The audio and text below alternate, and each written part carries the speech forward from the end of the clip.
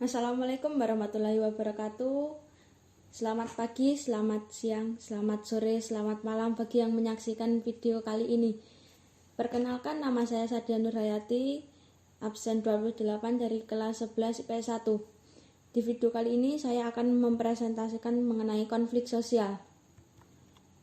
Konflik sosial secara etimologi berasal dari kata kon artinya bersama, fliger artinya benturan atau tabrakan. Secara umum, konflik merupakan suatu peristiwa atau fenomena sosial di mana terjadi pertentangan atau pertikaian baik antar individu dengan individu, individu dengan kelompok, kelompok dengan kelompok, maupun kelompok dengan pemerintah. Konflik dilatar belakangi oleh perbedaan ciri-ciri yang dibawa individu dalam suatu interaksi. Konflik bertentangan dengan integrasi. Konflik dan integrasi berjalan sebagai sebuah siklus di masyarakat. Konflik yang terkontrol akan menghasilkan integrasi. Sebaliknya, integrasi yang tidak sempurna dapat menciptakan konflik.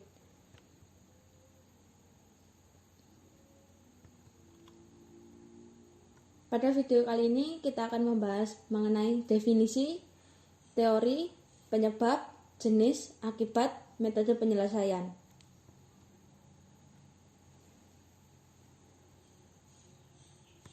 Definisi konflik sosial. Konflik menurut Stephen W. Robin, konflik menurut Stoner dan Freeman, konflik menurut Lewis A. Coser, konflik menurut ahli lainnya. Next. Konflik menurut Stephen W. Robin. Robin mengatakan konflik dalam organisasi disebut sebagai the conflict paradox, yaitu pandangan bahwa di sisi konflik dianggap dapat meningkatkan kinerja kelompok, tetapi di sisi lain kebanyakan kelompok dan organisasi berusaha untuk meminimalisasi konflik. Pandangan ini dibagi menjadi tiga bagian antara lain: 1. Pandangan tradisional, 2. Pandangan hubungan manusia, dan pandangan interaksionis. Next. Konflik menurut Stoner dan Freeman.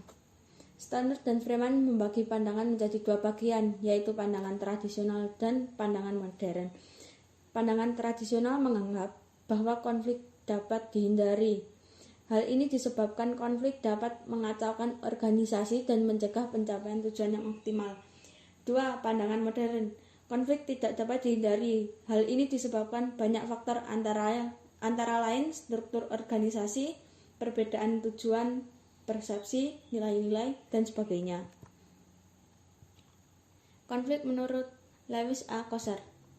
Menurut Coser, dalam tulisannya yang berjudul The Function of Social Conflict, ia mendefinisikan konflik sebagai perebutan nilai dan klaim atas status, kekuasaan, dan sumber daya yang langka di mana tujuan lawannya adalah untuk menetralkan, melukai, atau melumpuhkan pihak yang menjadi lawan.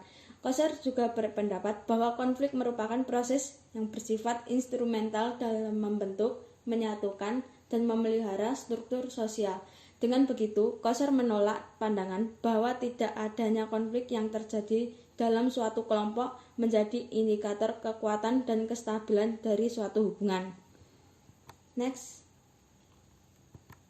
Konflik menurut ahli lainnya. 1. Sujono Sukanto memberikan definisi konflik sebagai proses pencapaian tujuan dengan cara melemahkan pihak lawan tanpa memperhatikan norma dan nilai yang berlaku. 2.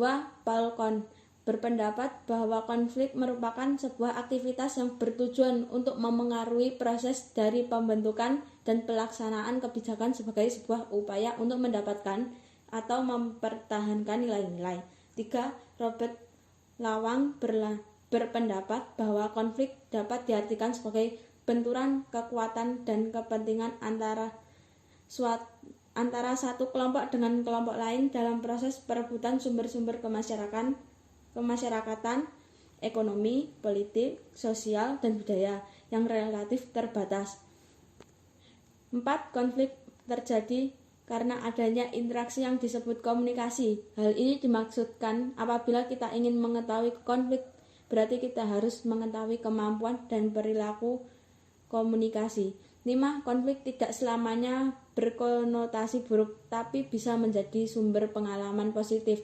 Hal ini dimaksudkan bahwa konflik dapat menjadi sarana pembelajaran dalam memanajemen suatu kelompok atau organisasi. Next, teori konflik. Teori konflik adalah teori yang memandang bahwa perubahan sosial tidak terjadi melalui proses penyesuaian nilai-nilai yang membawa perubahan, tetapi terjadi akibat adanya konflik yang menghasilkan kompromi yang berbeda dengan kondisi semula. Menurut pengikut teori ini, yang konstan tetap terjadi dalam kehidupan masyarakat adalah konflik sosial, bukannya perubahan. Perubahan hanyalah merupakan akibat dari adanya konflik dalam masyarakat, yakni terjadinya pertentangan antar kelas kelompok penguasa dan kelas kelompok tertindas. Oleh karena konflik sosial berlangsung secara terus-menerus, maka perubahan pun juga demikian adanya. Teori konflik Kraft-Dahrendorf merupakan separuh penerimaan, separuh penolakan, serta modifikasi teori sosiologi Karl Marx.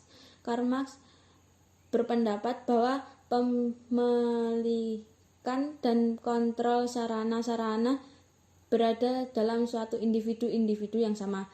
Penerimaan Dahrendorf pada teori konflik Karl Marx adalah ide mengenai pertentangan kelas sebagai bentuk konflik dan sebagai sumber perubahan sosial. Kemudian dimodifikasi oleh berdasarkan perkembangan yang terjadi akhir-akhir ini. Dahrendorf mengaku terdapat perbedaan di antara mereka yang memiliki sedikit dan banyak kekuasaan.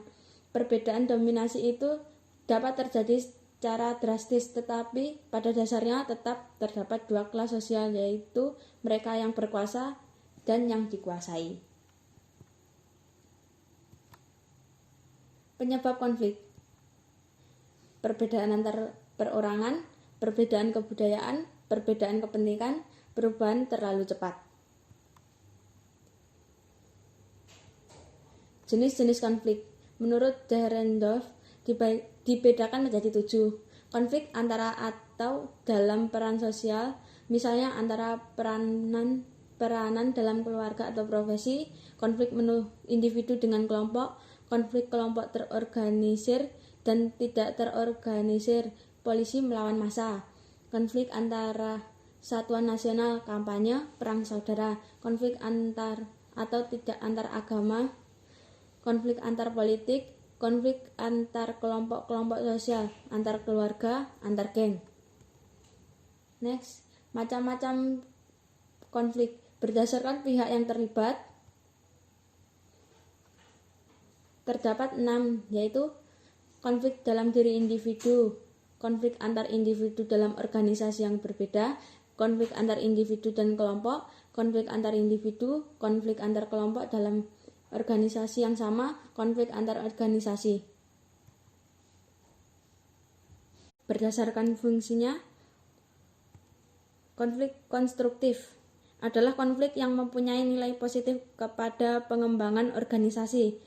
2. Konflik destruktif adalah konflik yang memiliki dampak negatif kepada pengembangan organisasi. Berdasarkan posisi seseorang dalam struktur organisasi, konflik vertikal adalah konflik yang terjadi antar karyawan yang memiliki jabatan yang tidak sama dengan dalam organisasi. Konflik horizontal adalah konflik yang terjadi karena memiliki kedudukan atau jabatan yang sama atau setingkat dalam organisasi. Konflik garis staf adalah konflik yang terjadi karyawan yang memegang posisi komando dengan penjabat staf sebagai penasehat dalam organisasi. Konflik peran adalah konflik yang terjadi karena individu memiliki peran yang lebih dari satu. Next, berdasarkan dampak yang timbul. Konflik fungsional adalah konflik yang memberikan manfaat atau keuntungan bagi organisasi yang dapat dikelola dan dikendalikan dengan baik. 2. Konflik infungsional adalah konflik yang dampaknya merugikan orang lain. Berdasarkan sumber konflik, konflik tujuan adalah konflik yang terjadi karena adanya perbedaan individu, organisasi, atau kelompok yang memunculkan konflik. Konflik peranan adalah konflik yang terjadi karena terdapat peran yang lebih dari satu. Konflik nilai adalah konflik yang terjadi karena adanya perbedaan nilai yang dianut oleh seseorang berbeda dengan nilai yang dianut oleh organisasi atau kelompok. Konflik kebijakan adalah konflik yang terjadi karena individu atau kelompok tidak sependapat dengan kebijakan yang diambil oleh organisasi. Next. Berdasarkan bentuknya. Konflik realistis adalah konflik yang terjadi karena kekecewaan individu atau kelompok atas tuntutannya. 2. Konflik non-realistis adalah konflik yang terjadi karena kebutuhan yang meredakan ketegangan. Berdasarkan tempat terjadinya. Konflik in-group adalah konflik yang terjadi dalam kelompok atau masyarakat sendiri. 2. Konflik out-group adalah konflik yang terjadi antar suatu kelompok atau masyarakat dengan suatu kelompok atau masyarakat lain. Dampak konflik menimbulkan dampak fisik, mental, dan sosial. Dampak sosial terjadinya perubahan sosial, rusaknya sistem organisasi, disintegrasi atau renggangnya hubungan, menghidupkan norma lama dan menciptakan norma baru, muncul sikap etnosentrisme, bertambah kuat solidaritas antar anggota kelompok. Metode penyelesaian konflik. Jalan buntu, keadaan ketika kedua belah pihak yang bertentangan memiliki kekuatan yang seimbang, lalu berhenti pada suatu titik, tidak saling menyerang. Keadaan ini terjadi karena kedua belah pihak tidak mungkin lagi untuk maju atau mundur. Adjudikasi, yaitu penyelesaian perkara atau sengketa di pengadilan. Konsiliasi, yaitu usaha untuk mempertemukan keinginan pihak-pihak yang berselisih sehingga tercapai persetujuan bersama. Mediasi, yaitu penghentian pertikaian oleh pihak ketiga tetapi tidak diberikan keputusan yang mengikat. Arbitrase, yaitu perselisihan yang langsung dihentikan oleh pihak ketiga dan memberikan keputusan dan diterima serta ditaati oleh kedua belah pihak. Gencatan senjata, yaitu penangguhan permusuhan untuk jangka waktu tertentu guna melakukan suatu pekerjaan tertentu yang tidak boleh diganggu. Adapun metode penyelesaian konflik dengan cara lain.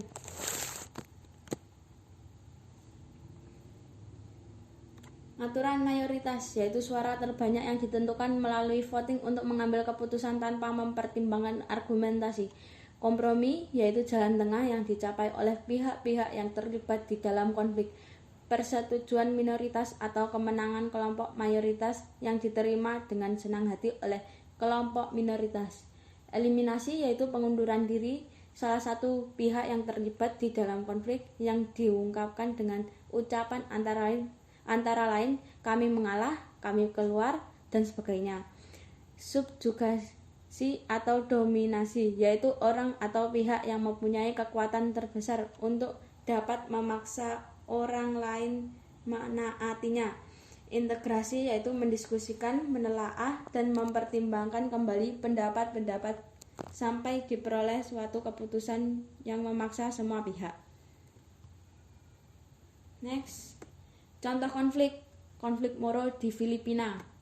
Konflik Moro adalah sebuah pemberontakan yang sedang berlangsung di Pulau Mindanao, Filipina pada 1969. Ketegangan politik dan pertempuran terbuka berkembang di antara pemerintah Filipina dan kelompok-kelompok pemberontak Muslim Moro.